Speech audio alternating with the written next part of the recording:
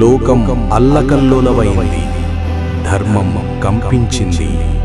రాక్షసుల అహంకారం భూమినే కాల్చేస్తోంది.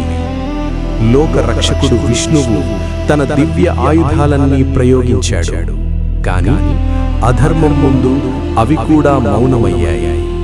అప్పుడు విష్ణువు గ్రహించాడు, ఇది సాధారణ యుద్ధం కాదు, ఇది భక్తి పరీక్ష. కైలాసానికి చేరి పరమేశ్వరుణ్ణి ప్రసన్నం చేసేందుకు 1000 తామర పువ్వులతో నిరంతర శివారాధన మొదలుపెట్టాడు. కాని భక్తిని పరీక్షించేందుకు పరమశివుడు ఒక పువ్వును మాయం చేశాడు. ఒక పువ్వు తక్కువయింది. పూజ ఆగకూడదు. అప్పుడు విష్ణువు గుర్తు చేసుకున్నాడు, నేను కమలనయనుడు, నా నేత్రమే ఒక తామర పువ్వు.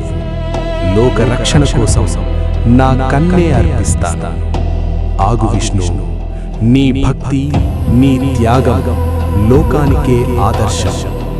లోక ధర్మ పరిరక్షణ కోసం నీకు ఇస్తున్నాను సాటిలేని ఆయుధం. ఇది శివుని కాలు బొటన ప్రేలుతో సృష్టించిన సుదర్శన చక్రం. శివానుగ్రహంతో విష్ణువు చేతిలోకి వచ్చిన ఆయుధం అధర్మానికి అంతం, ధర్మానికి రక్షణ.